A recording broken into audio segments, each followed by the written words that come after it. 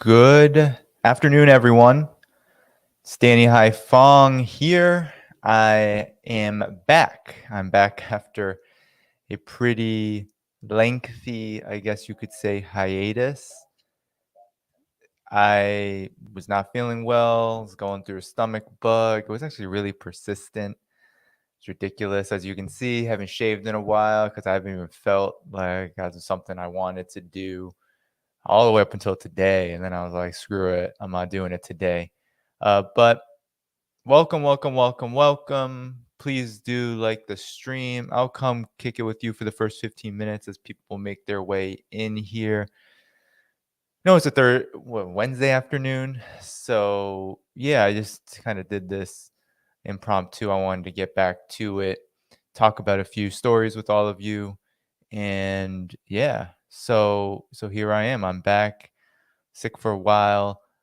Um, it's good to get some of that rest, but it was a little too much rest. And when you're sick and you're resting, it doesn't really feel like rest because your body's doing all kinds of work. So again, please do like this stream, continue to like it, hit the notifications bell, subscribe to the channel, all of that good stuff. And in the month of May, I am seeking just 10 more Patreon subscribers. So if you appreciate all the work that I do, the columns, the streams, and all of the other work in between and around those things, then please do consider sustaining this work at patreon.com/DannyHighFong. Help me meet that monthly goal to get those 10 subscribers. But nonetheless, thank you, Alex. Thank you. Hello, Isaac. Hello. Thanks, Alex, for the well wishes. I am back. It's been a little bit. I was battling the stomach bug. It's nasty. I was so surprised. I mean, I haven't gotten sick in so long. I've been very lucky during COVID-19 and the pandemic and all of that. And it's not like I haven't done anything. It's really different. It's not like we're all living in quarantine anymore. That's not how the United States is operating. So I've been out. I'm not like a huge uh, socializer, but I've been out and so I've been lucky not to get sick, and then boom, you know, it just hit me. And it was right after my birthday, which was a real bummer. I mean, it's really annoying to kind of come off and you're like, I'm having this fun day, right? It's this fun time celebrating life. And then boom, if you feel like death, all right, the stomach bug is nothing to joke with. I mean, you really do feel quite awful. And I've had it in the past, probably like 5 years ago, and it just isn't fun. So hey, I'm back. Good to be with all of you. Anthony, thank you. I wish it was a vacation. I'll definitely be getting one of those in June, though, so you won't really see me for 1 week in June. I'll actually, basically a month from now, you won't see me for a week. But you got me for another month. I already got an article penned. I was able to write that yesterday. So how it went was for like 4 days I was out. I had fever for a couple of those and just I won't even spare you. I'll spare you the details of the other symptoms, but I wasn't able to do anything. I mean, even watching things was awful. I couldn't even read. That was the worst because it would make me feel nauseous. So yeah, so I've been really quite sedentary. It's just not the way I live. And yesterday was the first day where I really felt like I could write. So I definitely put my head down and I wrote. And so I have a column that I'll be releasing tomorrow. And the reason why I'm releasing it tomorrow is that tomorrow is Malcolm X and Ho Chi Minh's birthday. I mean, two incredibly immense influences on my politics. They have the same birthday. Ho Chi Minh and Malcolm X were born on the same day, different years, but the same day. And it's a great time to bring them in. And I will be doing that here during this stream. So thanks for coming again this afternoon. Please do like, help boost this stream, share it. as you can. Subscribe to the channel, hit that notifications bell. And yes, I am seeking 10 more subscribers before the end of this month on my Patreon to help sustain this work. So patreon.com/DannyHaiphong is where you can do that. But yeah, a lot has been going on. A lot has been going on. It's been quite the last few weeks, a week and a half. I haven't streamed since I think that was before my that was before my birthday, I believe it was. Um when I streamed with the anti-Asian racism panel that I put together, Carl Zha, Xiang Yu, Amanda Yi, great panels. Big shout out to them. But I haven't been back on here since, and so much has happened. We had that Roe v. Wade leak. I mean, how ridiculous was that? It was just, I mean, you can tell just the electoral machinations. It's almost like an operation going on. And now I'm all for, right, abortion rights. But the Democratic Party is not for abortion rights, because if they were, they would be codified into law, and they're not. And we've known for successive administrations after successive administrations that the Democratic Party doesn't possess the political will.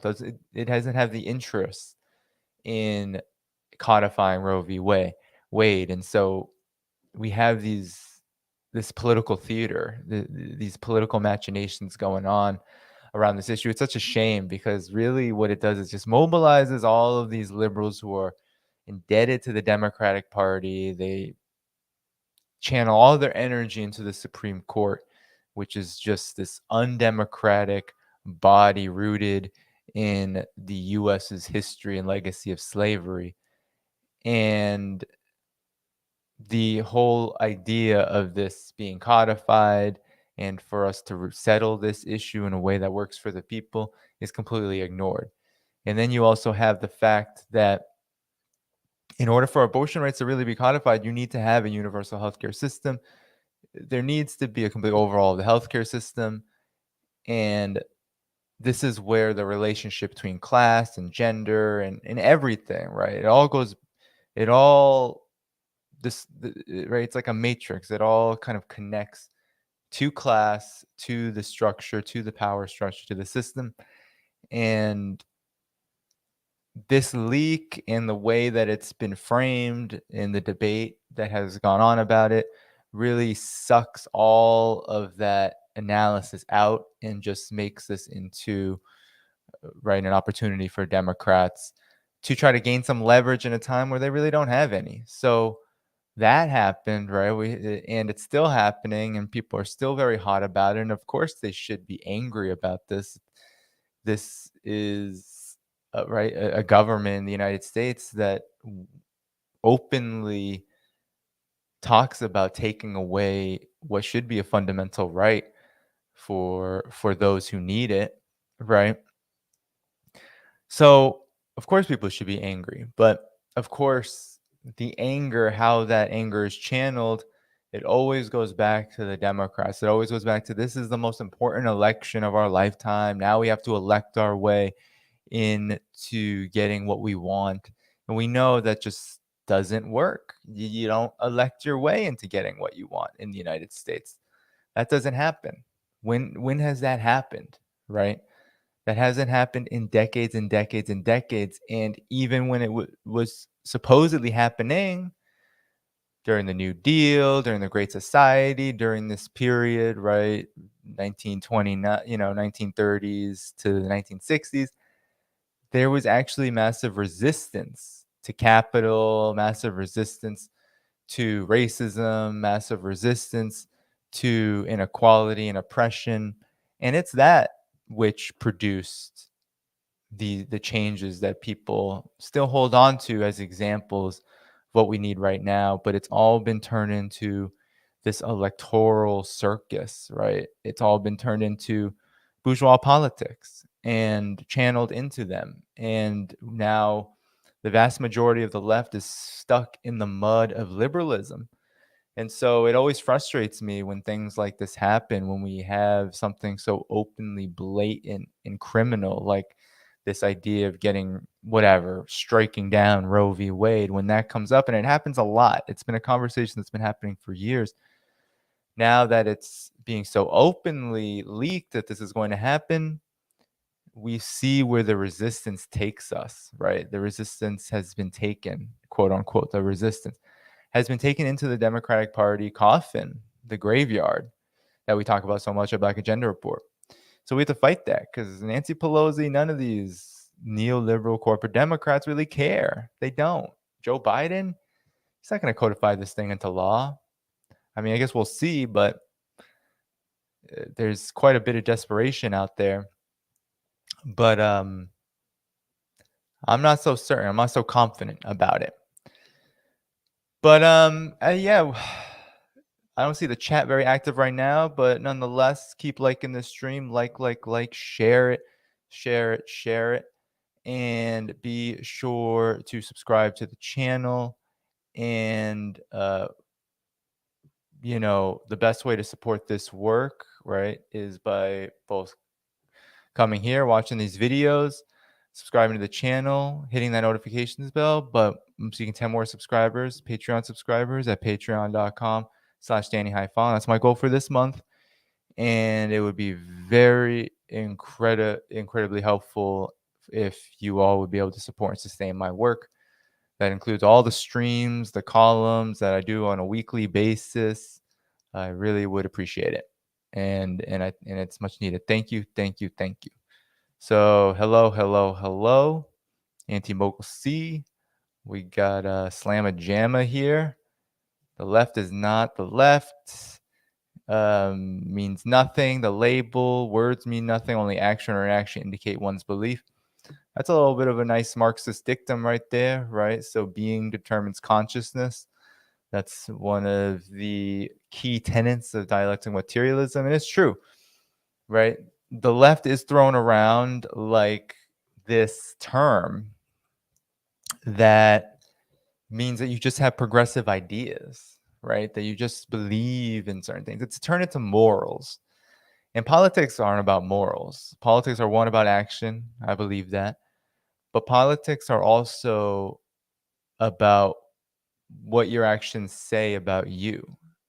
And then if your actions tend to be in the realm of words, right? Because some people's primary action is words. I mean, some of the best revolutionaries, right, that we know, a lot of what they did was provide ideological guidance and framing and direction. And if that's the case, then we can parse out through those words where you truly stand. And so I think it goes both ways there. Is that you're not, if the word left is meaningless if we don't define what does it mean to be the left, where do you stand on certain issues, right? Where do you position yourself in the broader movement? That's the only, right? The left can't just mean, okay, well, I'm for Medicare for all, but I'm also for imperialism, right? That's not what left should mean. And I think that it's unfortunate that the terms left and right have been limited and siloed into electoralism, because that's a huge problem that we have, is that the power of the electoral machine far outweighs and far outstrips the power of the people at this time. So that's the kind of condition that we are navigating right now. We're navigating that reality. So Artificial Set Records says, I'm tired of hearing left and liberals. Maybe I'll purge that from my language. Maybe I'll just say either you're communist or you're not the left. You know, for me, if you're not a socialist, communist, you know, I kind of use those terms interchangeably, because I believe that socialists, they, you know, if you're a true socialist, if you're someone who believes in revolutionary socialism, then you're also a communist in all the ways, because you believe in the same end goal. But yeah, no, I understand the sentiment, because left is usually used interchangeably with liberal. And then you have people. So I'll tell you a story. So I was on Brianna Joy Gray's The Debrief. I was still sick. I thought I was getting better. So I don't know about you, but the stomach bug is quite elusive. So it was very persistent, but I thought I was on like day 2, but really day 3 because I was feeling other symptoms besides before the stomach symptoms, like fever and stuff. So it was really like day 2, and I thought, "Oh, man, I'm feeling better." And then Brianna Joy Gray's like, "Hey, come on the debrief with me on Colin podcast that she has," because she wanted to talk China after Matt Stoller, I guess, came with all this anti-China stuff. China is a Nazi government, all this nonsense. She's like, she wanted to talk to me about that. So I went on, and then after, I don't know how long it was probably like 20, 30 minutes. Matt Stoller was listening, and then people were telling her, well, it might have been her own decision, but there were a lot of people in the chat that were like, bring them up. Let's hear them debate. And so that happened. So on Colin podcast, I can send it to you at the end of this. But I ended up in this debate, right? I was sick. I had like a fever of like 100 degrees or something. I was taking Tylenol or whatever, but and I was debating him, and it was so, I mean, it was so ridiculous. The fact that people like him can be called left is a joke to me. Matt Stoller is much closer to the far right than he is the left. It's absolutely ridiculous. I don't know what kind of game he's able to play where he's able to pose as a leftist, but he believes that just because he talks about how monopolies are bad, that makes him a leftist. But if you hear everything he says surrounding it that has to do with China, but not even China, anything really, he focuses all of his attention on Republicans, right? There is this new weird trend of now viewing Republicans as kind of like this trendy, they're now a working class oriented party, anti-war. It's ridiculous, but on the face of it, it's people like Matt Stoller who really promote this. And then China is where, the whole con is kind of exposed because he's literally just parroting neocon talking points, and worse than that, like really fascistic talking points. To call China akin to Nazi Germany is really ironically a fascist talking point, because it paints China as this kind of like extreme yellow peril that needs to be completely eradicated, right? This country of 1.4 billion people that says they're organizing a socialist project is somehow a Nazi government, right? Even though, to be quite clear, China has done things that no movement of Nazism has ever achieved: poverty alleviation and commitment to the environment, and right, even just trying to address ethnic divisions in society, which China has done for more than 7 years. Even that is completely in contradiction. It's like a joke. It's completely contradiction to anything in Nazism that has to do with Nazism. But I mean, that's what I was left to debate with, right? Someone who literally believes that China has a Nazi government, when all of that is just a deflection from the fact that the US government, from Operation Paperclip into today, even before Operation Paperclip, screw that. All of the support that the United States provided underhandedly to fascism, right? Even before the Second World War, building up the forces of fascism, and being that the US is the home of Jim Crow. I mean, it's just incredible to think that that anyone could say that China has a Nazi government, but the US does not. And of course, it always goes back. His whole thing was, oh well, and he couldn't prove any points, right? He couldn't. When he was asked and kept questioned about Xinjiang, all the things he says about it, he's like, oh, I just read Western media about that. And then he harkens on this, oh well, there's free speech, and I believe that free speech is important. There's no free speech in China. It's like, what free speech exists in the United States, right? People, I guess, believe that a country where 80% of people can support their government, or 90% of people support their government, and that people can do things like mobilize around a pandemic and alleviate poverty and have millions of Communist Party cadre coming out to them to address their issues, that there's no democracy there. But in the United States, there's so much free speech and democracy, right? There's so much of it. It's like you can say whatever you want, supposedly, but you won't get anything that you need. And it just shows that if if you're not talking about the dictatorship of capital versus the dictatorship of the proletariat, the dictatorship of the few versus the dictatorship of the many, then you're not really talking about anything that resembles a debate about democracy. You're just talking about the fantasy of American exceptionalism, and that's why I had to cope with when I was sick. I mean, I did it willfully because I respect Brianna Joy Gray, and I was really glad to be on her program. And I thought it was a good time, but it, I mean, it was just, it was Matt Stoller, man. That guy is, he's just, I mean, he's not serious. He's not a serious guy. And he was trying to say, I didn't know what I was talking about. This dude has never even stepped foot in China, let alone probably an Asian country, probably a Chinese restaurant, maybe with this wife who I heard is, I don't know, Taiwan immigrant or whatever. But I mean, what the hell? Like this dude is just, yeah. There's not much to say other than reactionary, right? And on the right politically, like we got to be honest about that. We should just be honest that he is, um, on the political right. But nonetheless, I am going to be with you till 3 o'clock, and I'm going to start the stories at 2 p.m. Eastern time. So you are right. The Nazis were literally inspired by Jim Crow. So that's what I'm saying, is like calling China a Nazi government when actually the Nazis were inspired by the US's race-based policies, racist policies across the board. They were also inspired by the US's genocide of indigenous people.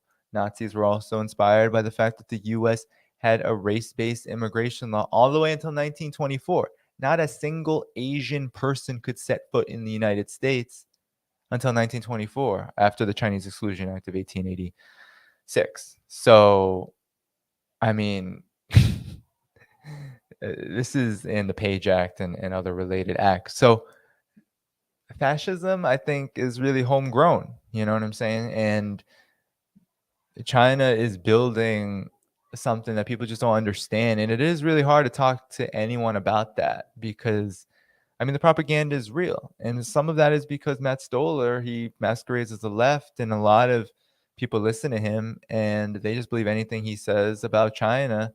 But I was very encouraged by the fact that a lot of people who called in to Brianna Joy Gray's program, and Brianna Joy Gray herself, were just, I mean, the absurdity of that label and that framing really, I think, was called into question. And I was encouraged by that. But now, for me, right, and I think what's hard for a lot of people is, for me, we need to go a step forward and we need to talk about not just debunking the propaganda. And I don't even know how effective that is anymore, given that a lot of it's been debunked. We continue to counter the narratives of misinformation, but now we have to go forward and, well, what actually is the reality?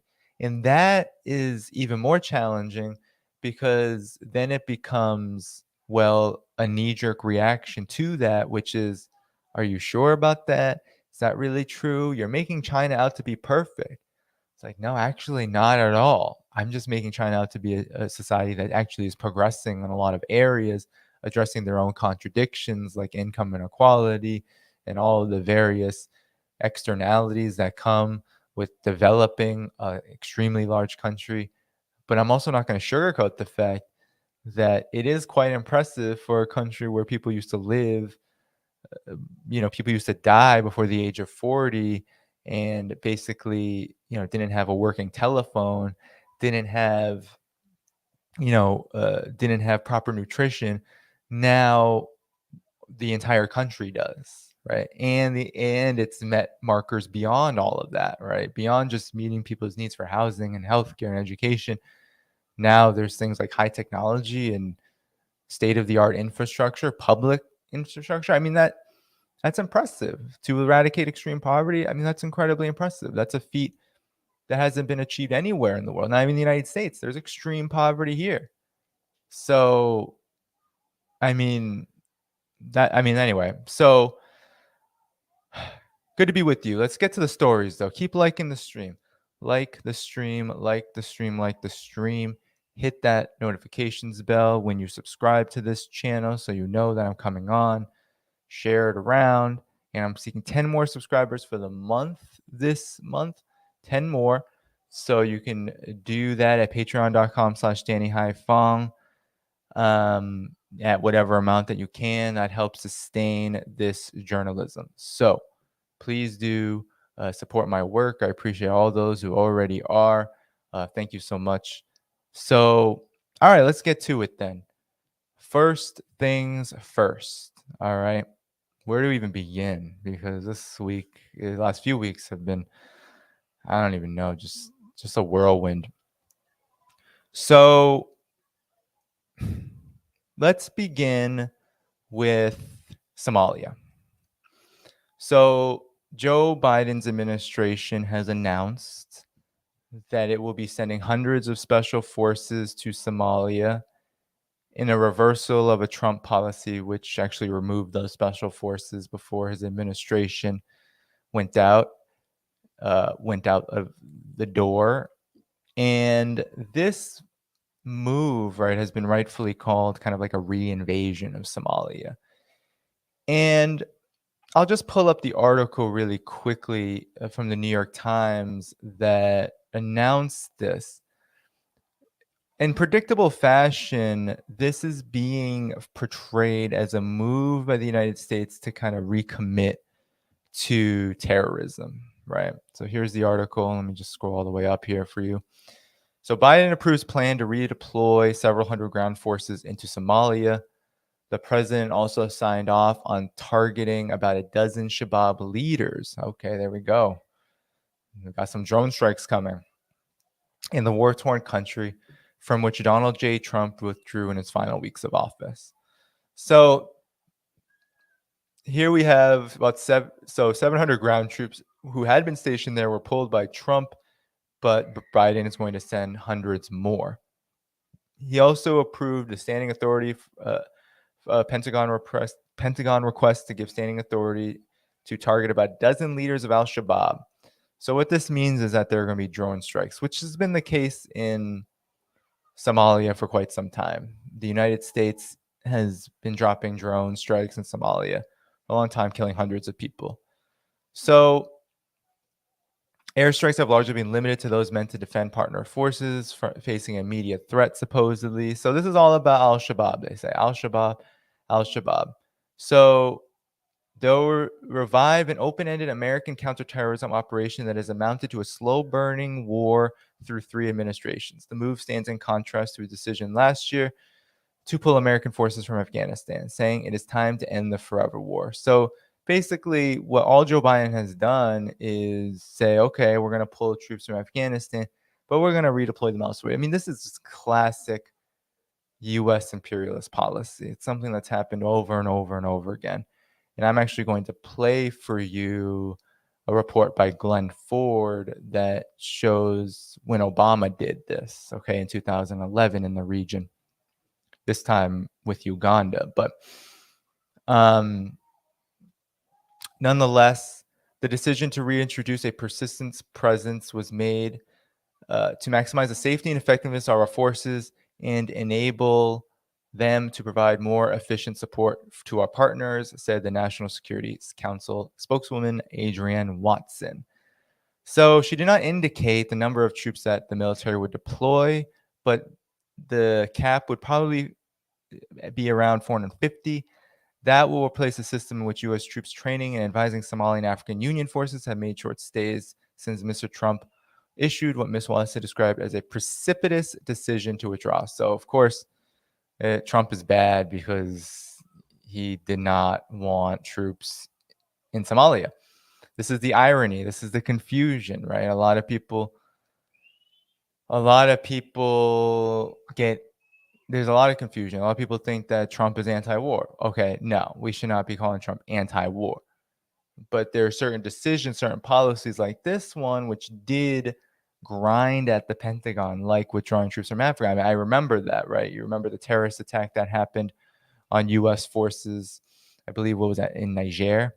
And after that, the Trump administration was like, nah, let's pull them out. Let's get people out, the troops out. And it received a lot of backlash, right? So there are many policies like that that Trump tried to pursue the DPRK talks as well was another one where there was just this backlash, right?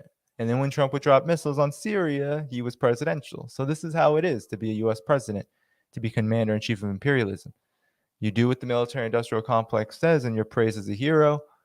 You get underneath its skin and kind of grind against some of its policy objectives and say no once in a while and maybe try to do your own thing, then you're seen as a criminal. So anyway, we don't need to continue going on with the New York Times about this. They don't really tell us much. There's a statement by Hood Communists that was published by Hood Communists from the Horn of Africa,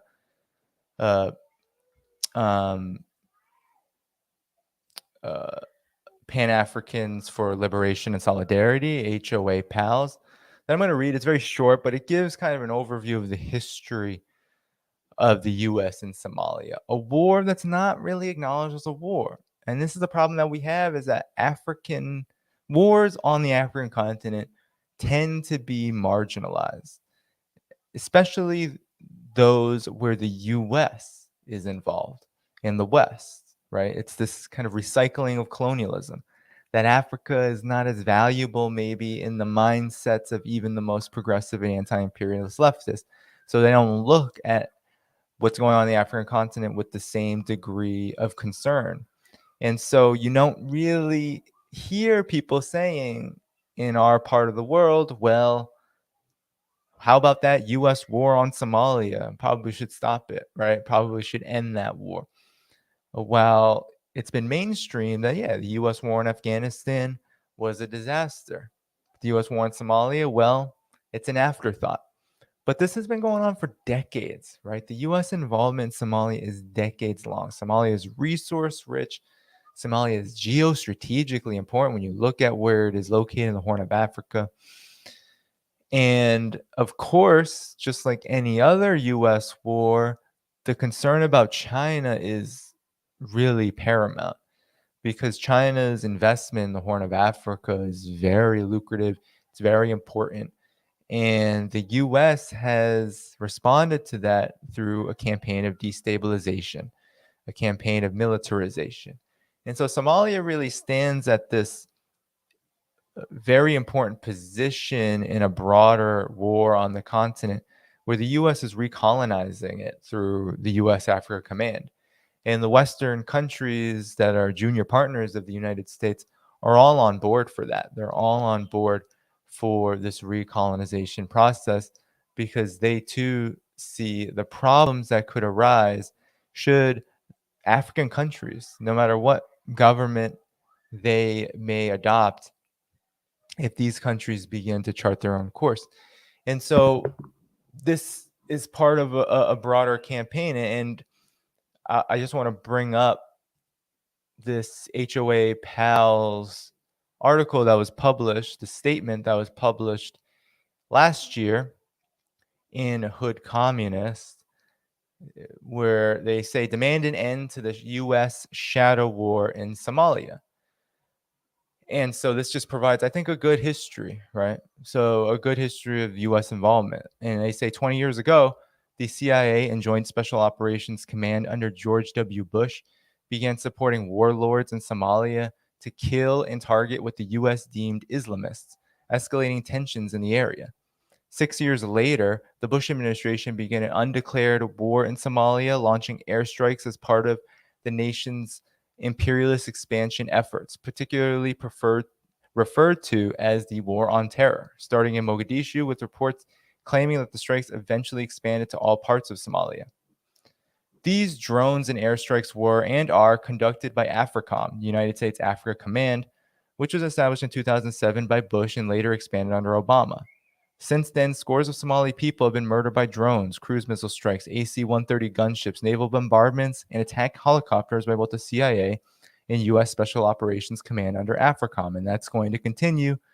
As the New York Times article, I didn't read it, but the New York Times article makes clear that Stephen Townsend, head of U.S. Africa Command, is going to head this redeployment. And we're probably going to see more of this. And according to Air Wars, this has resulted in 249 U.S. actions in Somalia since 2007, resulting in 2,682 deaths of Somali people as of today. So it's about 15 years and nearly 2,700 people killed. U.S. attacks in Somalia triggered a great deal of people to flee the violence, inflicting 188,000 people displaced in 2019 and 295,000 people displaced in 2020. So hundreds of thousands of people moved out of Somalia because of this. I don't hear Ilhan Omar saying nothing about this. That's all I got to say about that.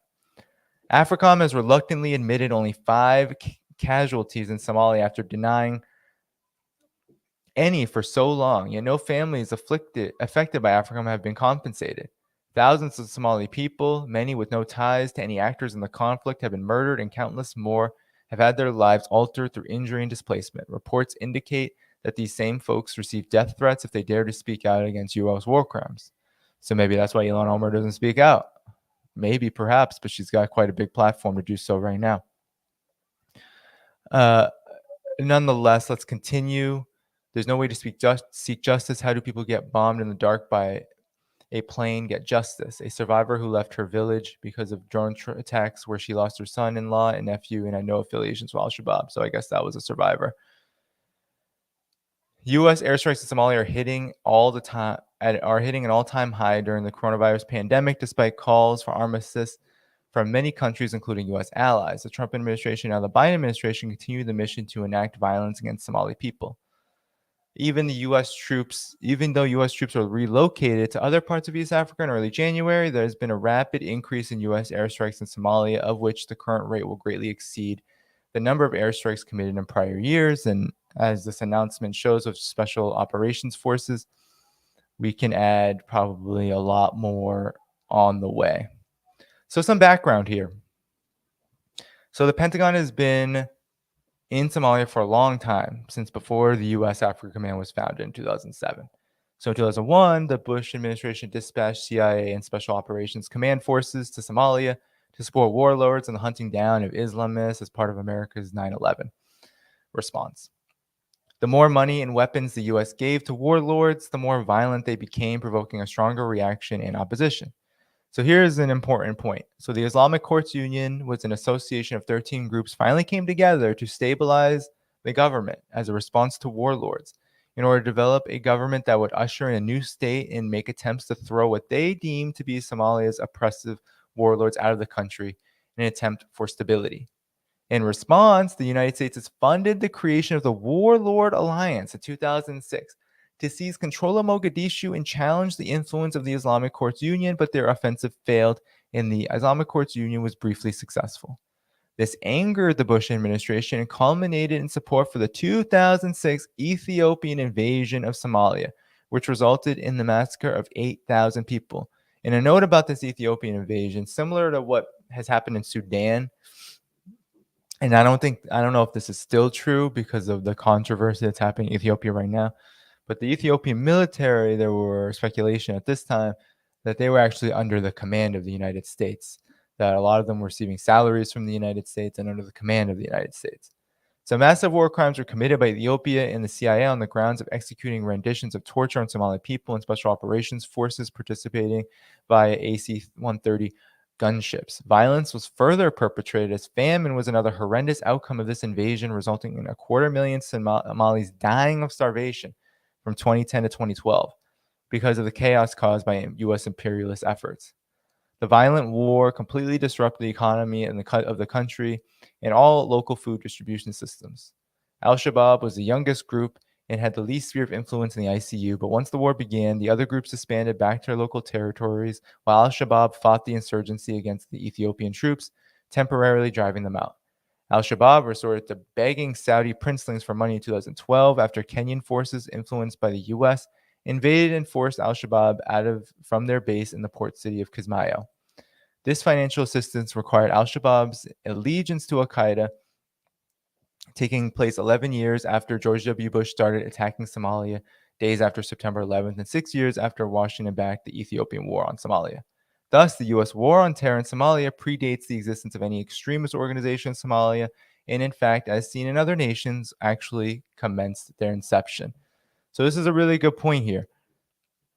the United States destroyed the Islamic Courts Union using Ethiopia as its proxy, and by destabilizing that government, actually compelled al-Shabaab, which was a minority force, a fundamentalist force, so-called Islamist force in the Islamic Courts Union, to seek help from al-Qaeda, driven to al-Qaeda because there was no other force that was willing to help, and the governance situation in Somalia had been dissolved and had been essentially turned into a state that could not govern itself. So there you have it. When the US causes destabilization and destruction around the world, it ferments and breeds terrorism, not to mention the fact that the US outwardly supports terrorism.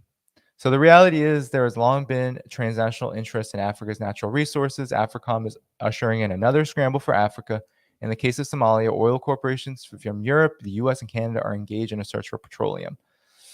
So anyway, HOI Pal condemns all of that. Somalia is very important, as it says its coastline is on the Indian Ocean and its access to the Arabian Peninsula and the Gulf of Aden. They're very significant for shipping lanes as it relates to energy resources and the military. So the military has its sights set on Somalia for very good reasons, all right?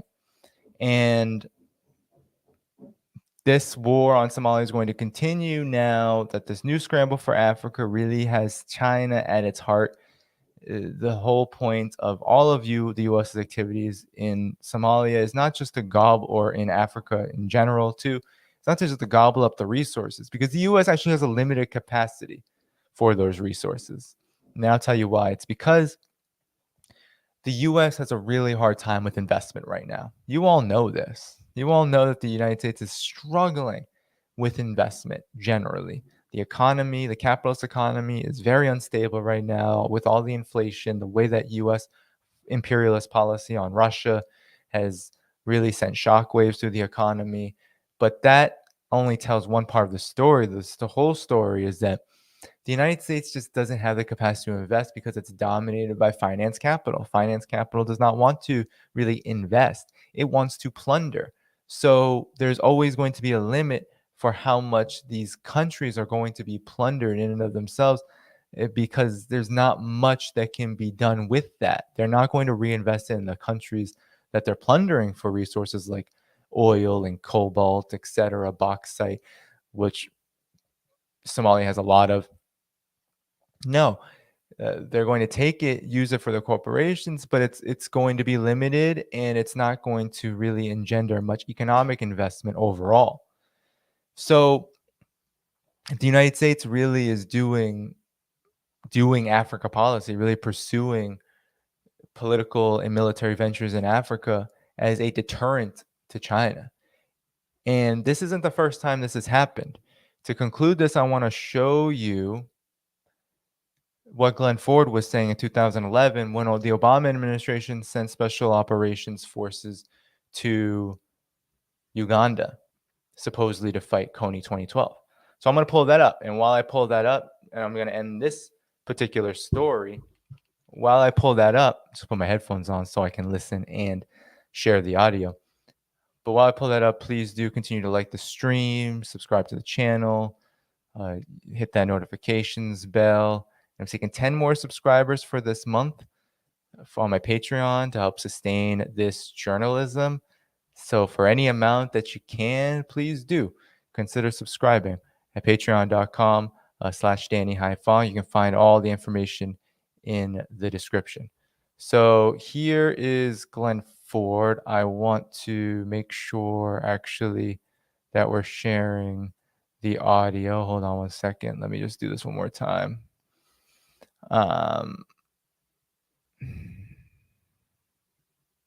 Share system audio. See, I didn't click that before. So keep liking the stream. So here it is. Obama's big move in Central Africa, written right at the beginning of 2012. So Obama had just sent special operations forces to Uganda, and here's what he had to say. It's now becoming apparent why President Obama sent 100 U.S. Special Forces troops to Central Africa back in October of last year. The president's official explanation was that the Green Berets would be helping Uganda, the Central African Republic, the Democratic Republic of Congo, and the new nation of South Sudan to hunt for remnants of the Lord's Resistance Army.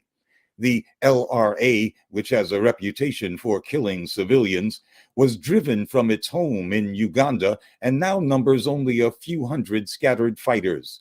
It poses no threat to any government in the region and is not a plausible cause to dispatch significant numbers of U.S. special forces. Obama is using the LRA to give his military mission a humanitarian cloak, that he's going after rogue bad guys in the bush who threaten African civilians.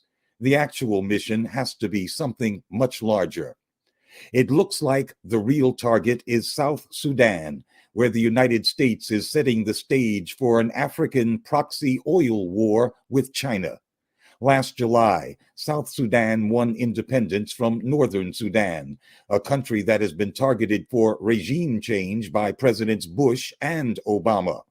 Sudan's oil lies right at the border between North and South, and the fields are under production by Chinese companies.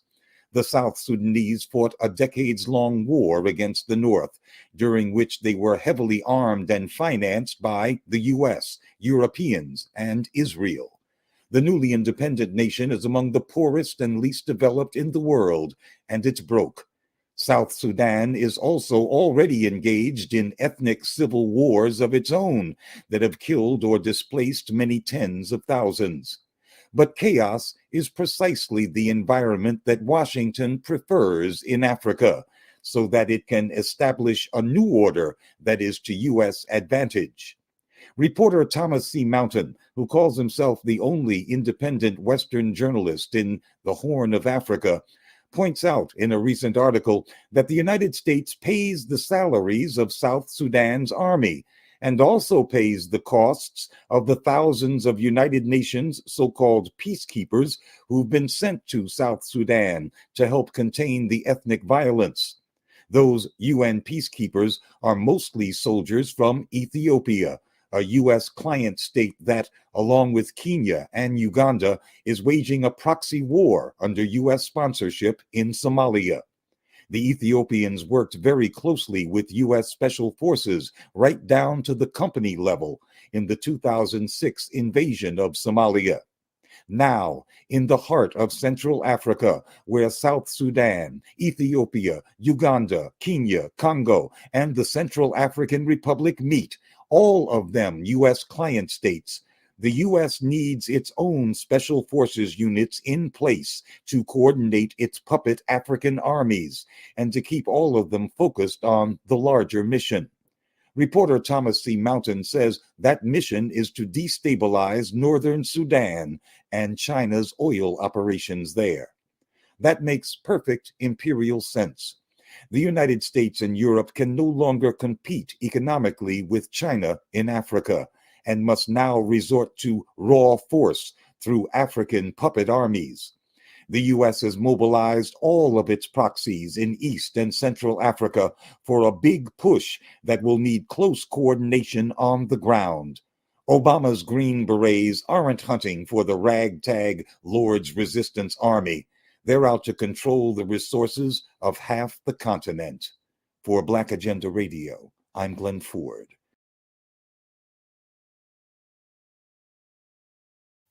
So that was Glenn Ford, and I'll just take these off because I don't need them no more.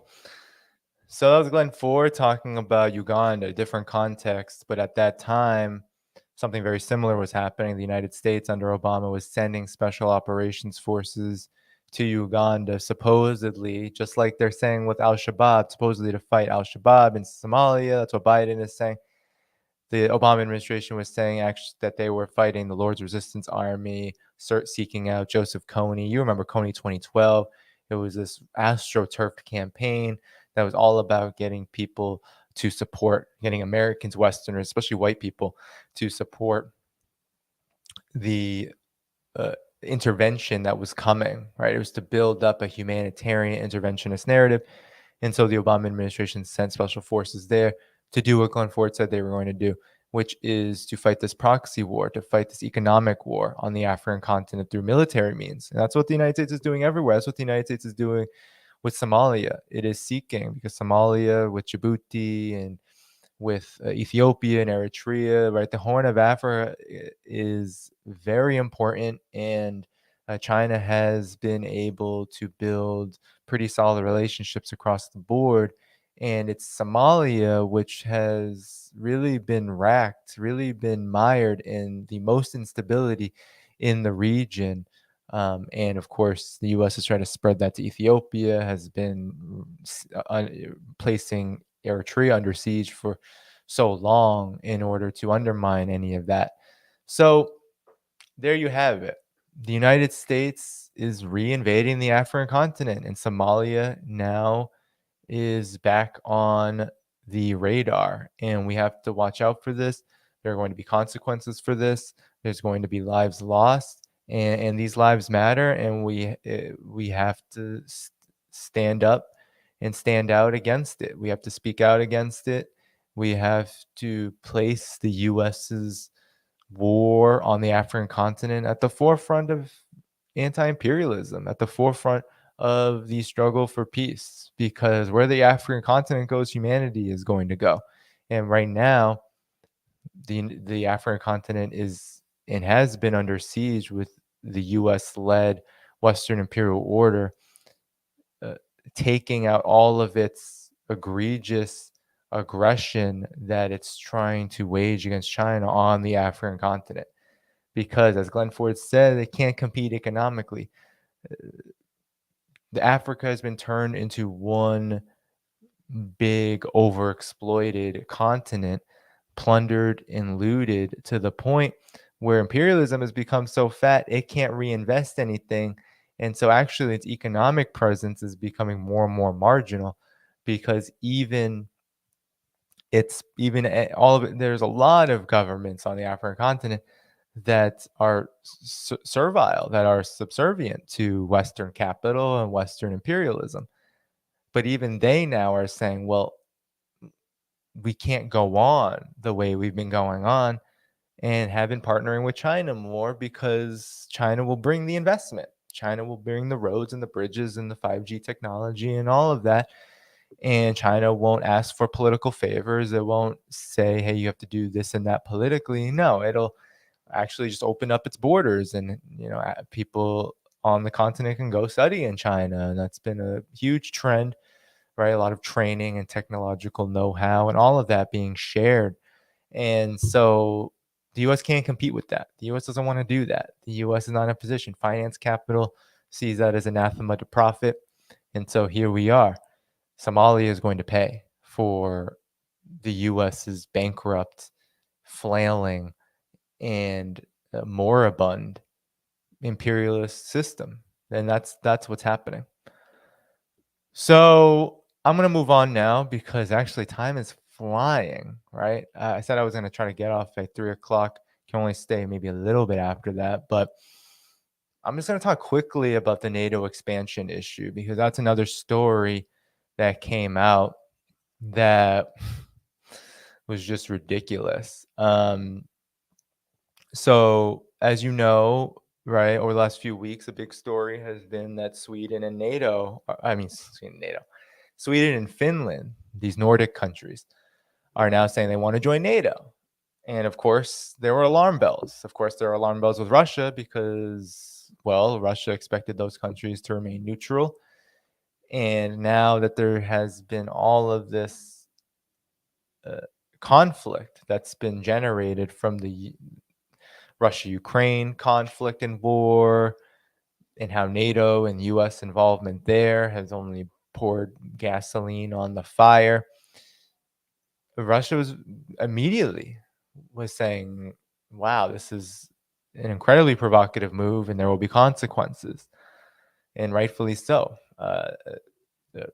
Finland shares a 1,300-kilometer border with Russia. Sweden, right, is geostrategically important because it shares a long border with the Baltic Sea, which is an incredibly important body of water, which is for Russia economically. So having NATO installations and troops and exercises and whatnot happening there already would cause just even more problems for Russia than they already have, given the states like Estonia, Latvia, Lithuania, right, already being part of NATO. This only adds to the drama, to the conflict.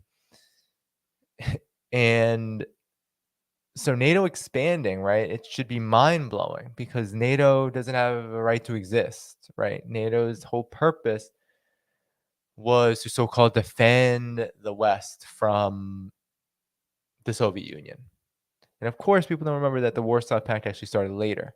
And so that reasoning is still a little iffy, right? We should more so be calling the NATO a Cold War instrument because it was formed as a way to provoke the Soviet Union, as a way to continue on the war by other means. This Cold War that was new at that time, but this Cold War, that's what NATO is all about. That's why NATO absorbed all those Nazis that I've talked about in this program, because Operation Paperclip and things like that necessitated in the minds of the Western imperialists, the U.S. elite in particular, necessitated a sort of by any means necessary approach to undermine socialism and the Soviet Union. So that's what NATO was always all about. NATO is an instrument of white supremacy, of imperialism, anti-communism. And so I don't even like to give it legitimacy in the sense that, oh, well, it had a reason to exist during the Soviet Union. It didn't have a right to exist during the Soviet Union. It didn't. The Soviet Union wasn't threatening the existence of the West. I mean, if we want to look at the real politics, how capitalists may think about the Soviet Union, sure, maybe it did, because the example of the Soviet Union could very well have ignited a greater revolutionary response in Europe. It might well have, were it not for the ways in which Western capital concentrated and fortified and unified over that period. So sure, but I don't believe NATO ever had the right to exist. But nonetheless, now that after it had made all these assurances, the United States in particular, to the former Soviet Union, or to the Soviet Union at the time, to Gorbachev right before the disastrous dissolution of the Soviet Union, saying, okay, we're not going to expand another inch eastward. Well, NATO has not only expanded right along Russia's border, right, but now it's seeking to basically include all the countries that surround Russia, including Finland and Sweden, which supposedly have all this time of being neutral, decades upon decades. Now, just a little, I guess, pin, right? Something that we should pin is that these countries have actually been very much involved in the imperialist apparatus, the US-led imperialist order. They have been taking NATO's commands for a long time. They have been taking orders from NATO for a long time. Sweden is one of the biggest weapons producers. Finland and Sweden, they do participate in military exercises. Sweden in particular has participated in very controversial military exercises, I believe in 2018, but it's been an ongoing problem, and Russia has said it's a problem, but it's not real. Of course, no one listens to Russia when it comes to the imperialists. So nonetheless, the situation is pretty grave, right? Just a couple of days ago, the United States said it was going to, or NATO said it was going to fast track membership. But there's a little bit of a snag in these plans, and the snag has to do with Turkey. So this is what I always find ironic about Turkey, right? Turkey has some dual interests, right? Turkey has this new Ottomanism. It's trying to expand an empire in and of itself regionally. It's trying to become a regional power. It's also been trying to do this off the backs of Western imperialism. So it has for a long time wanted EU membership, has never gotten it, was able to secure NATO membership, but it has pretty significant disagreements on some points with NATO. One of the things that, right, is very interesting about this is that some believed that Turkey was defending Russia when it spoke out against the Finland-Sweden idea. But actually it was defending itself. And we are finding out that Turkey actually has all these demands that it once met before it would even consider it being allowable for Sweden and Finland to join NATO. And so I'm going to share this RT article with all of you just to let you know what Turkey is thinking. And Turkey has come out today and said, actually, because some people were like, oh, Turkey is not serious about this. Turkey is right. Turkey is just like, how serious, how far will it go? Will it actually vote this proposal down? And it looks like there was breaking news today that that is going to happen. So Turkey has some selfish motivations for this. So we have to understand that there's some real politic going on here. There's some political divisions that aren't necessarily wonderful for humanity and for people, but they're real. And if they do end up blocking this, I guess we could say that that's a net positive. But it says Ankara start to block Finland and Sweden bids reportedly has nothing to do with Russia. And here's this list of demands.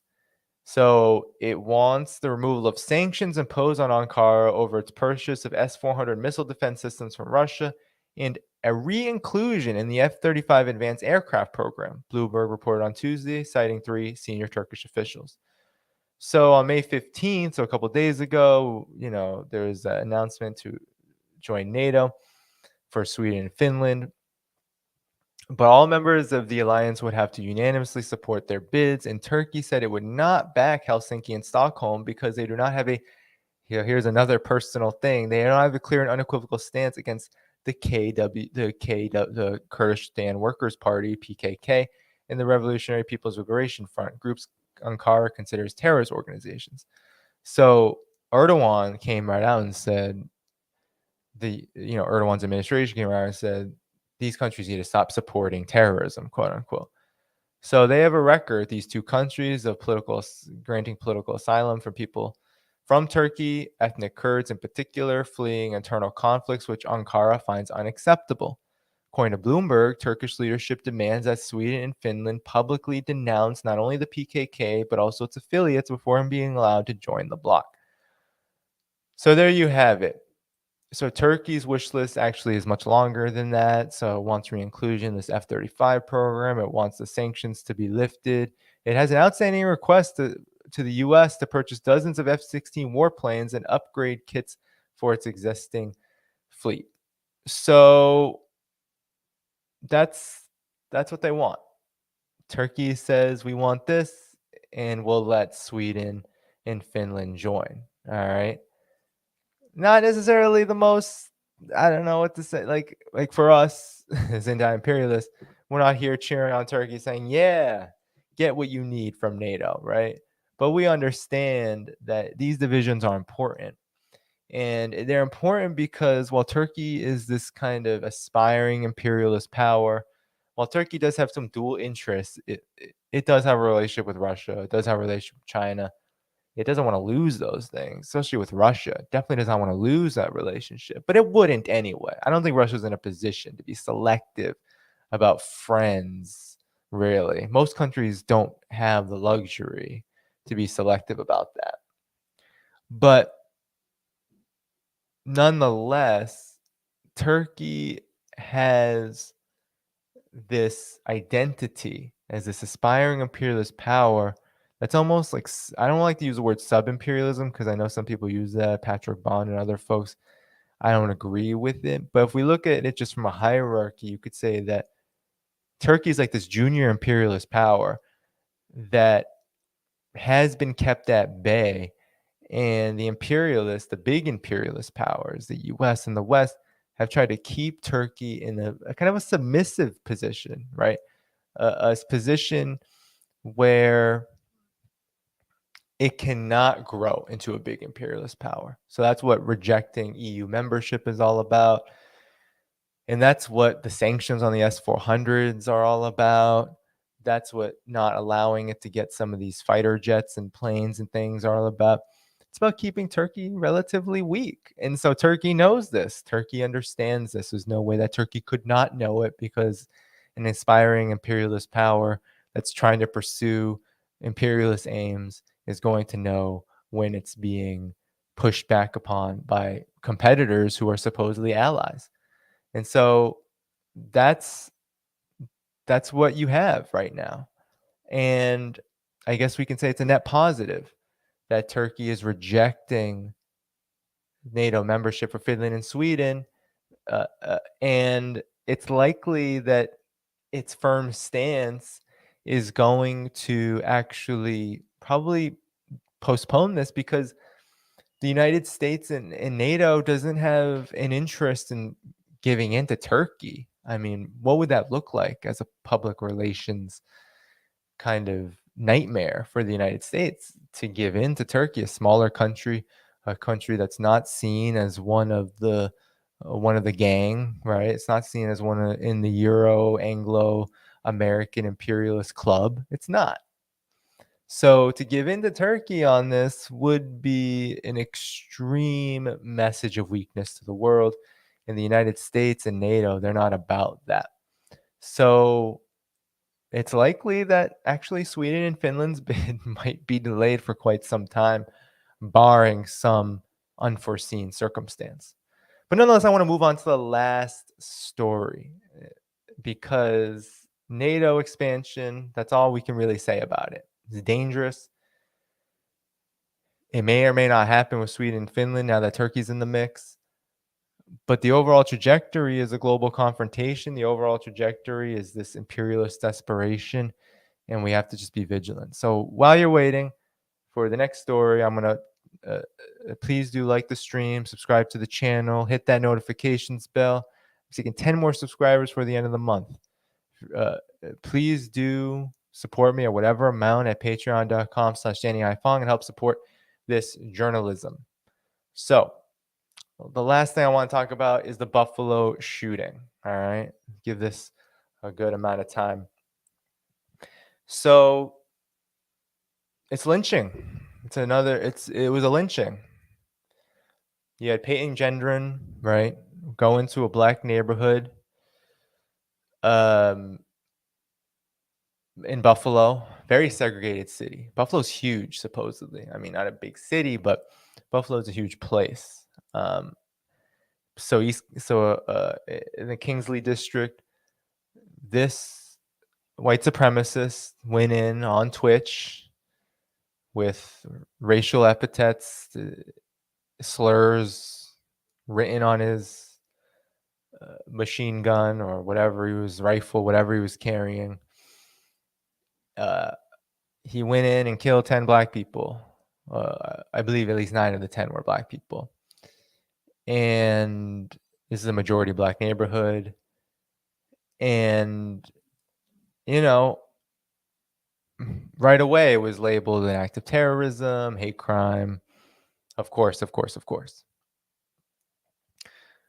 But immediately the explanation, I'm writing about this, I'll publish this tomorrow on Malcolm X and Ho Chi Minh's birthday.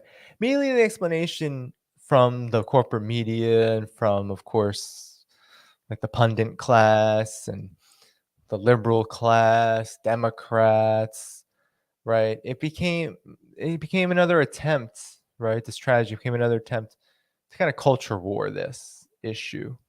And right away, right, the victims of this conflict and black people in particular are used as this kind of electoral chip, right? Because immediately the blame was placed on Tucker Carlson and the GOP.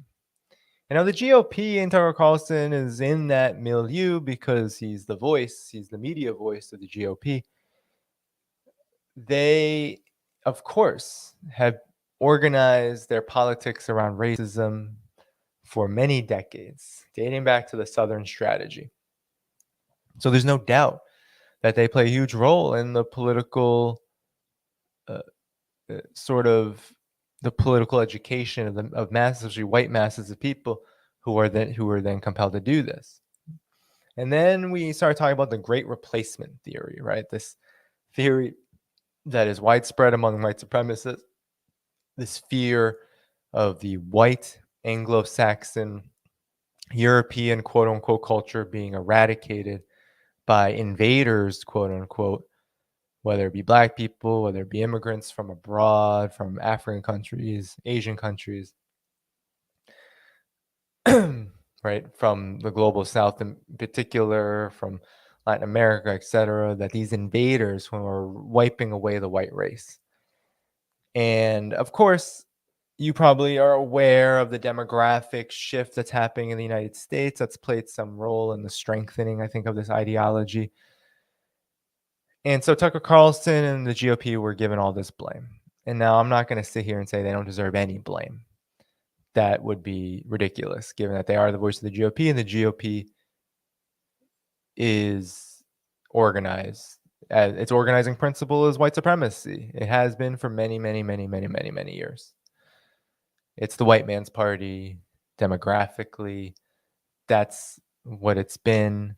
We saw the transformation of neoliberalism with Reagan, trying to make that language a little more coded, but nonetheless, this doesn't change the overall fact that the GOP is organized around white supremacy.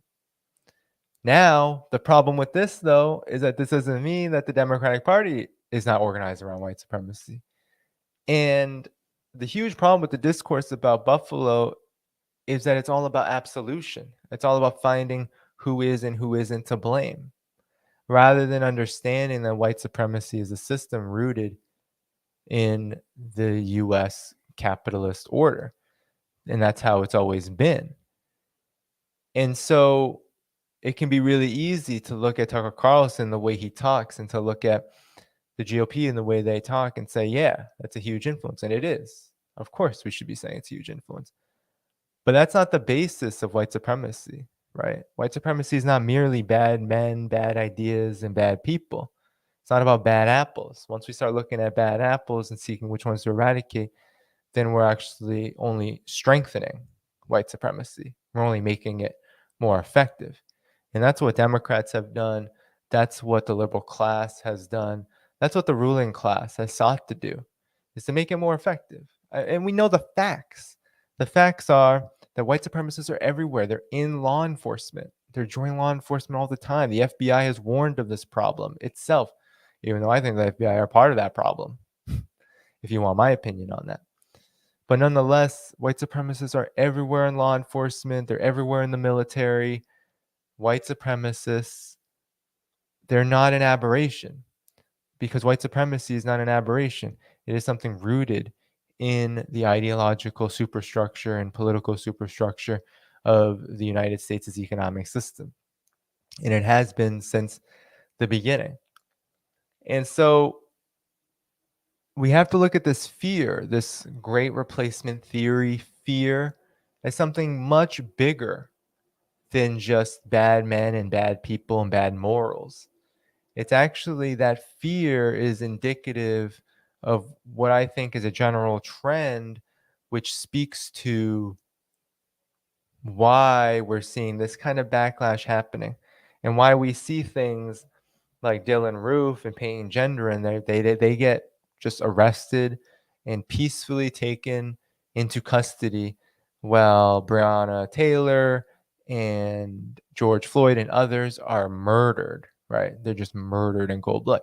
It's because white supremacy is enforced by the state, that the state is an organ of oppression of one class by another, and white supremacy is the premier tool from which to do that.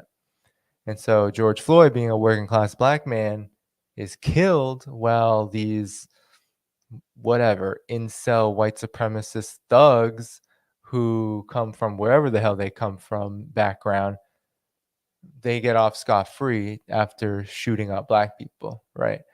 That there's a class basis to that.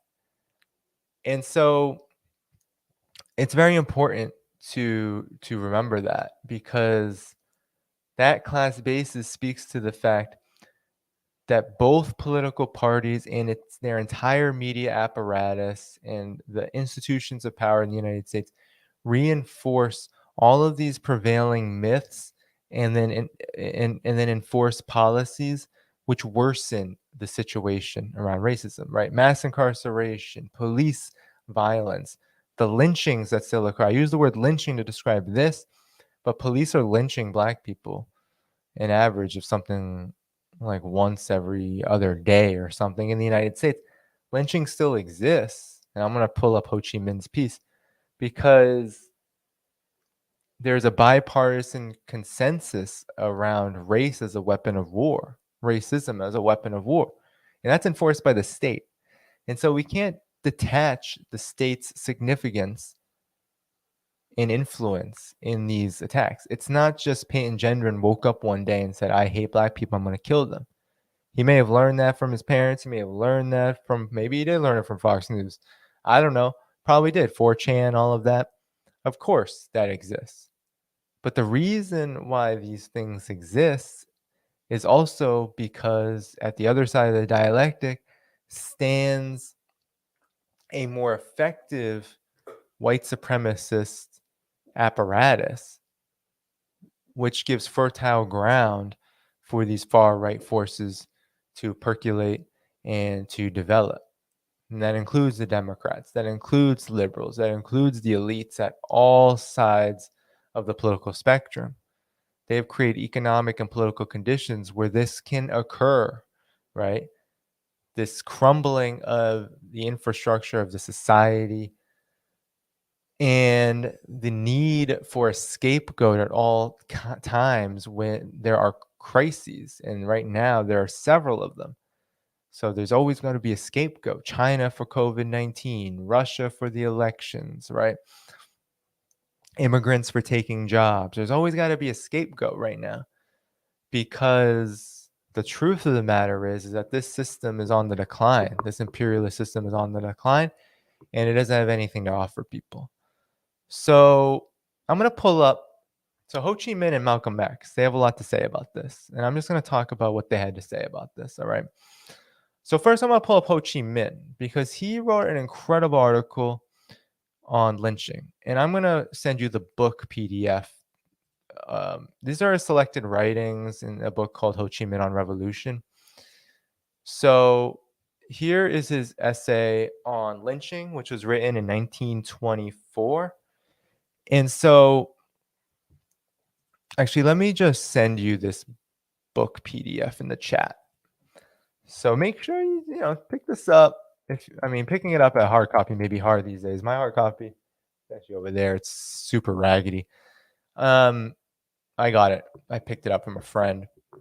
So it's an amazing book, full of his speeches for over 46 years or so. And not many people know that Ho Chi Minh had a lot to say about race in America and racism in America, because he actually traveled to the United States. He worked in New York City as a dishwasher, studied a bit in New York City, and not many people know that he actually attended United Negro Improvement Association meetings held by Marcus Garvey frequently. He was very interested in Black nationalism, and he studied this issue of lynching. It's such a good, I'm not going to read the whole thing, but it's incredible. So he said, a little known aspect of American civilization, lynching. It is well known that the Black race is the most oppressed and exploited of the human family.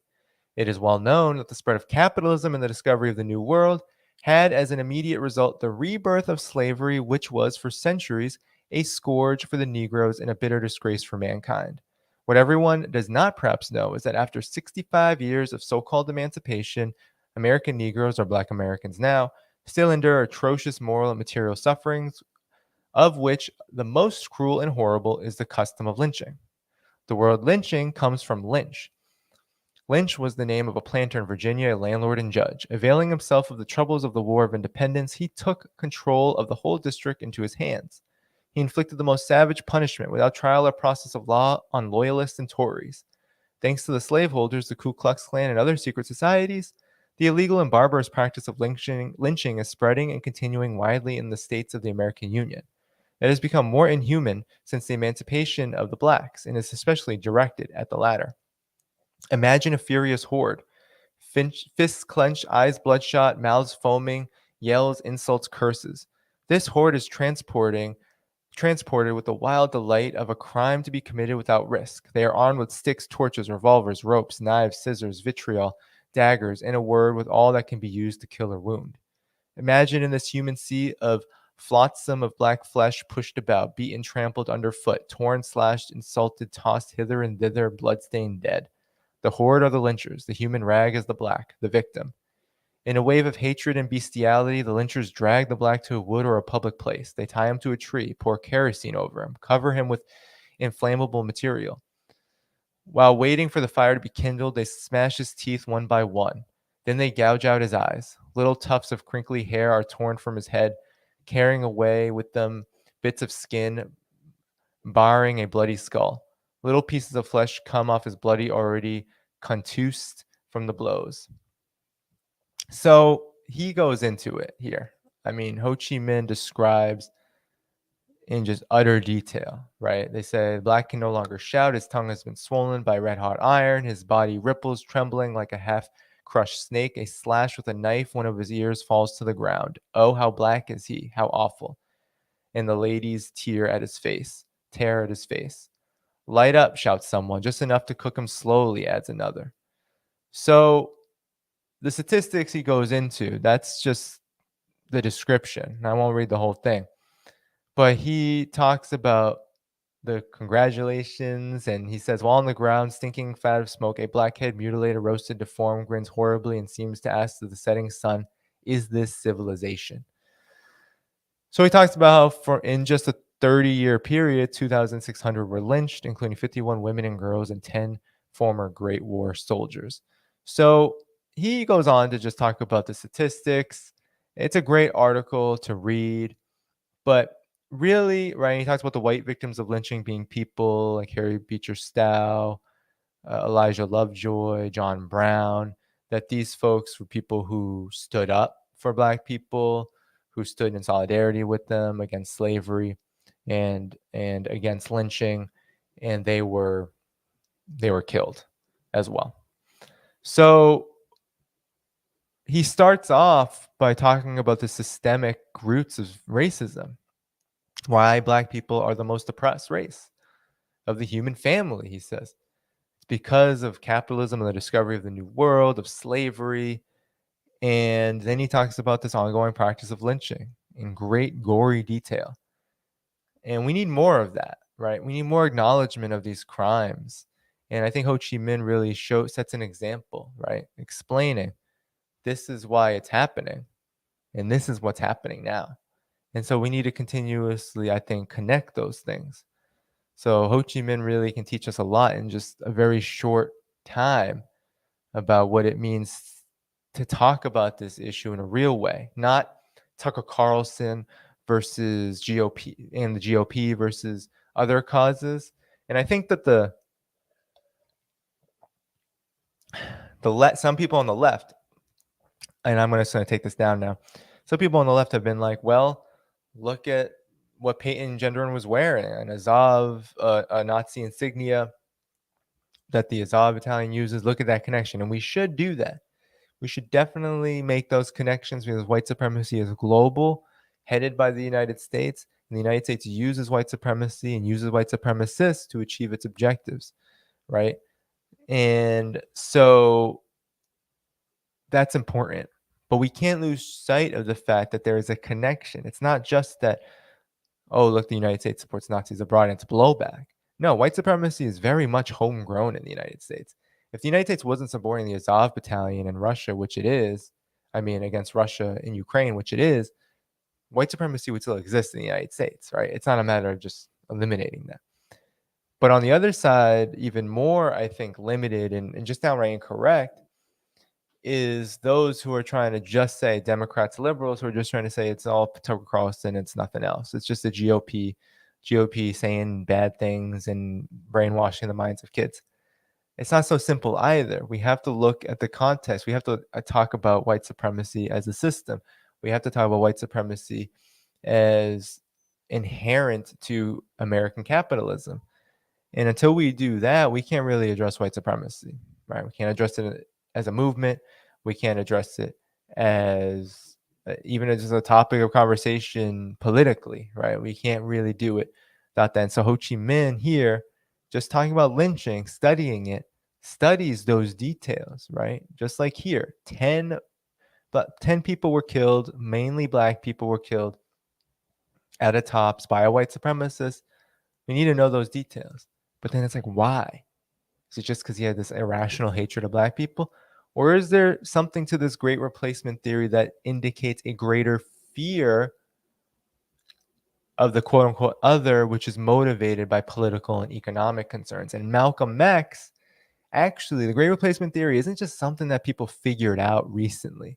The great replacement theory, quote unquote, is something that's just been inherent to white supremacy since the very beginning of white supremacy. But I want to pull up a Malcolm X speech in 1964 that he gave April 1964 called the Black Revolution. So here it is. I highlighted that part because that's what part I want to read. April 8th, 1964, Malcolm X. This is before he had been to Africa a few times. He would go to Africa, I think, a few months later. And right. So at the end of his life, Malcolm X was an internationalist, anti-imperialist. He was forming the Organization of Afro-American Unity, which was based on the Organization of African Unity. And it was all about trying to have black people join this international anti-colonial revolution that was happening on the African continent and around the world. And so Malcolm X was really evolving his political worldview into one that was revolutionary and one that was increasingly amenable to socialism. Here, he talks about the great replacement theory. This is, I think, the true definition of great replacement theory. This is something that has existed for a long time. So he says, during recent years, there's been much talk about a population explosion. Whenever they're speaking of a population explosion, in my opinion, they are referring to people primarily in Asia or in Africa, the black, brown, red, and yellow people. It is seen by people in the West that as soon as the standard of living is raised in Africa and Asia, automatically the people begin to reproduce abundantly. And there has been a great deal of fear engendered by this in the minds of the people of the West, who happen to be on this earth a very small minority. In fact, most of the thinking and planning of whites in the West today, it's easy in most of the thinking and planning of whites in the West today, it's easy to see that fear in their minds, conscious minds and subconscious minds, that the masses of dark people in the East who already outnumber them will continue to increase and multiply and grow until they eventually overrun the people of the West like a human sea, a human tide, a human flood. And the fear of this can be seen in the minds and in the actions of most people here in the West in practically everything that they do. It governs their political views, it governs their economic views, and it governs most of their attitude toward the present society. So I think that's like the most solid definition of quote unquote great replacement theory. He's literally talking about how, and I like how he mentioned both population explosion, because that does happen, but he mentions it in the context of a rising standard of living, that as people throw off the yoke of colonialism, as they start to build their own society. I'm going to send this in the chat too. At the fear that engenders, that's a materialist fear. That's not just, oh my God, they're having all these babies, they're going to be more populous than me. It's not just a matter of population. It's a matter of what that population indicates. It indicates an increased capacity to meet your own needs. So self-determination and liberation. And if we think about this to relate it back to China, people like Adrian Zenz, who are always railing against China's birth control programs and anti-poverty programs as quote unquote genocide, they're actually speaking out that fear that China's ability to manage these issues independently actually is a so-called threat. And so they just project that fear that they have back onto China and say that actually China is committing all this genocide against the Uyghurs, when really it's just a racist predilection that they have, and that they're very concerned about China's rise. And so we can really relate this to so many things, but the point is that, and I'll link these two in the description after I'm done, and I'm going to finish in a couple minutes. The point is that it's all about fear that the quote unquote other, that this inferiors, that those that white supremacy is deemed inferior in order to exploit them and super exploit them, that they're actually making progress and they're actually going to be able to determine their own destinies. And that's why Buffalo, this part of Buffalo is targeted. That's why Black people are constantly targeted, because there is this history of rich resistance. And there has been victories to that in the past, although a lot of those have been rolled back. It's happened before. Black people were a huge part of the communist movement in the United States. They've been a huge part of any anti-imperialist movement in the United States. And just worldwide, we know that the African Revolution has been very influential, right? It's been very influential in socialist revolutions too, right? Look at Cuba's solidarity with the African revolutions in Angola, for example, and look at the China-Africa partnership. I mean, there's a reason why Black people are targeted the way they are. It's to super exploit their labor and to take their resources. And that's been the story of the United States of America, and it continues on into this day. And that's what Buffalo teaches us. And I got to salute to Ho Chi Minh and Malcolm X for continuing to teach us that. So thank you so much to those fallen comrades, those fallen leaders of our revolutionary struggle. We should continue to study them, because it was actually really a treat to just get a little bit back into studying their works, and we should all do so. So with that said, though, I don't have much time left. I have about a few minutes left. So while you're here, like the stream, subscribe to the channel, hit that notifications bell, share it around. While you're still here, stick around for another 5 minutes or so. And last call for this, okay? Please do. I have a goal of 10 more subscribers before the end of the month on Patreon. Please do consider subscribing there to help sustain this journalism. Doing this today. Got a column coming out tomorrow about Ho Chi Minh, Malcolm X, and what the Buffalo shooting reminds us about white supremacy. Please do consider subscribing there for any amount. Looking for 10 more for the end of the month. I set these goals to just keep the ball rolling. As I get closer, it's one of these things where you get close and then, the end of the month comes and people got to leave. So I do ask that if you can, please do